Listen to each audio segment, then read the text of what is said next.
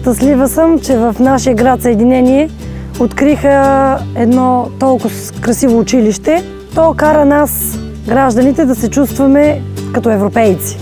Родена съм 80-та година, а 3 години по-късно е направена първата копка на нашето дългоочаквано училище.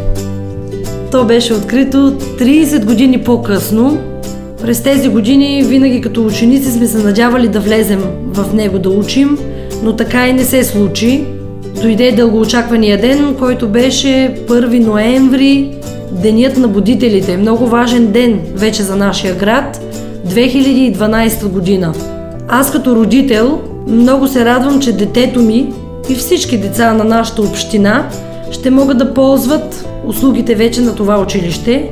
Вътре в него има изграден физкултурен салон, 2 компютърни кабинета, стая по физика, стая по химия, готварски кабинет и нещо много важно – рампа за инвалиди, която могат да ползват учениците, които се нуждаят. Това е училището, което децата могат да ползват от 9 села от цялата община. За мен като родител е много важно моите деца и децата на цялата община да учат в едно ново, прекрасно училище, защото то ще помогне за развитието им напред. Аз съм Светлана Гъдева и избирам Европа.